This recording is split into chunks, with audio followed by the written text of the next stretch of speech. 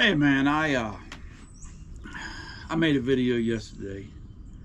I wasn't able to post it. Got tied up yesterday. Never got around to it. I'm going to keep it, but because I think it's a good message.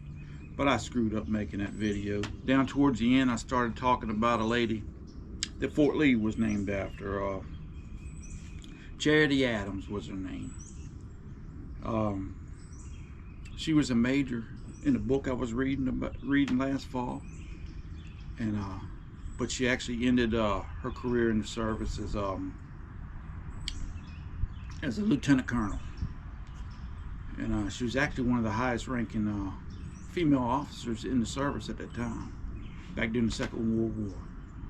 And but I thought her name was Harrison, and I thought Fort Lee had been renamed to Harrison, but it wasn't. It was Fort Greeg-Adams, I think. I still call it Fort Lee, but it's newly had its name changed. It's going to take me a few years to go with Greeg-Adams, but you don't do something for 50 plus years and then all of a sudden change in one day.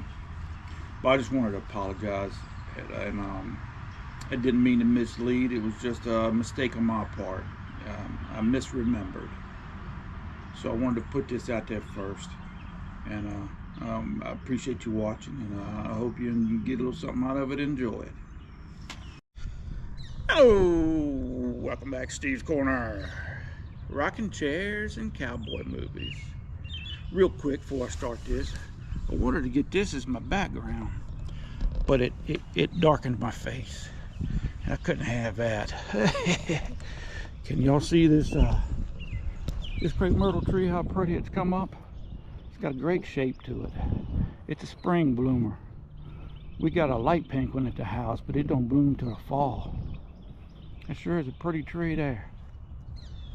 I'm thinking about cutting mine back and making it a bush. But this is the field behind Mom and Daddy's. I'm behind them today.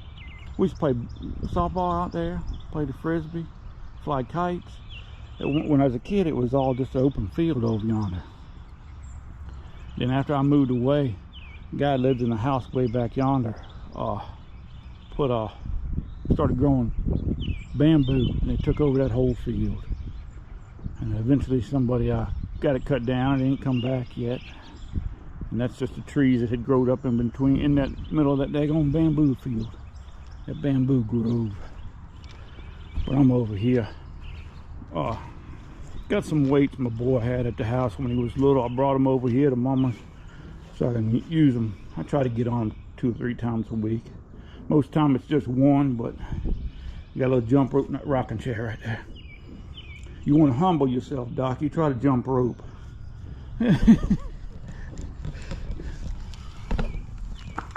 But anyways, I was over here at Mama's. It was Sunday. It was Easter Sunday.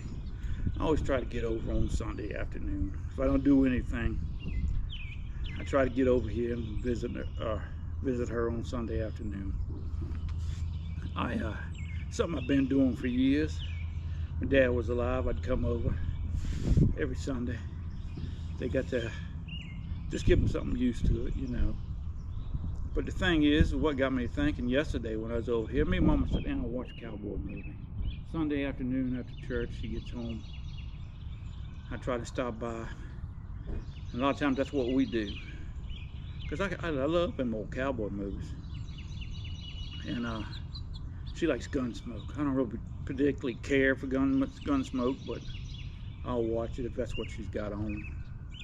But and it got me to thinking on my way home yesterday, you know, it ain't nothing, man. It's a couple-hour movie you sit down and watch together. Maybe she'll scramble me an egg, or have an egg sandwich, or fried bologna sandwich, or something, you know. Just talking about her week and what's been going on. And the same thing for Dad.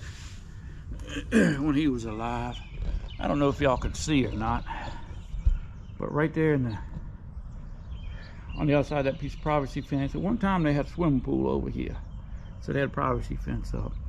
And when the gate was closed, which they don't have there anymore, you can't see in the backyard. But right there underneath that awning is they got a little stoop there going into the side of the house. It's a washroom. Then it leads directly into a big den there, right on the end, right on the other side of that little bitty window. So whenever I'd pull in, I'd park over here in the driveway and come up them steps. I'd peek back in the corner here. And Dad used to always be sitting in a chair right over here, right over near that propane tank. And he had 2 or 3 chairs over there. I got them at the house now. Little rocking chairs. Little beat up chairs like this old green one here. That he drug off from somewhere. Somebody getting rid of it, so he'd drag it home and he'd use it for sitting there. Done a lot of sitting and thinking about doing things. He got to the point where he just didn't have the energy to do a lot of them, you know. But I'd come out here and sit with him before I even stepped in the house, because I knew if he didn't see me come in, he would never go in the house. And it was the same with him. Just sitting there talking to Bull. If I got a question, I ask him. If he's curious about something, you know, he'd ask me. An hour or so, then we go inside and sit with Mama for a while and talk to her. It's a darn shame that you have to get old and bald-headed before you realize that, you know, what really matters, you know. You know, those are little bitty times out of my day or out of my week that, you know, as you get older, you look back and think, man, those were fantastic times, you know. Don't overlook the small moments in life. Looking forward to them big moments. Those are great and all, Doc, but them little daily interactions and stuff you have really, as you get older, it means a lot more to you, I believe. It has me. It's something I never realized going through it, how special them little moments were. But it makes a big difference as you age. You know, when we're young, we're busy, we're hustling, trying to make a dollar, make a living, raise a family, pay a mortgage. You know, you kind of wrapped up in that stuff and you forget about them little bitty moments like that mean the most the older you get anyways. I don't know if you've heard, I don't know if you can hear that live fire. Down at the end of Mom and Dad's road, about a half mile down the end of the road there, it starts getting swampy and the river's on the other side of it. But right across there is Fort Lee. It's been there since the First World War, I believe. They shut it down in between the World Wars, and then they had to reopen it for the Second World War. It used to be it was a women's army base when they started it out. Now it's a training base. But they're doing live fire down there today.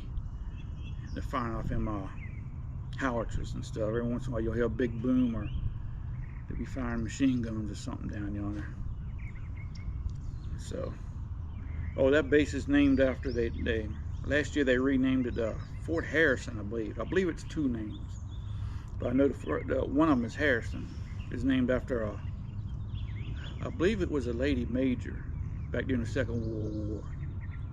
I just read a book about it last fall sometime called Valiant Women, about them starting up the Women's Air Corps and the Women's Army and stuff like that for the Second World War, the troubles they went through.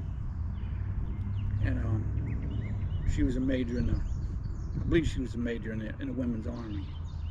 A lot of people don't realize that was a volunteer. They didn't get paid. They weren't covered under anything by the government, like life insurance. If they got killed, their family didn't get no money for them or nothing like that. They had to fight like crazy for the whole war before it became actually part of the actual Army and the Air Force. It was amazing. I think it took them about 2 or 3 years once the war started. What happened was the government started getting short of manpower. They needed to make them official. The Air Force ladies would transport planes, and they always had to check their planes because the men were ticked off. They thought they was taking jobs from them, so they had to check their planes, make sure they weren't sabotaged. I can't believe they would do that kind of stuff. I don't know. But y'all take care of yourselves, man. Enjoy the day. It's a pretty day out here.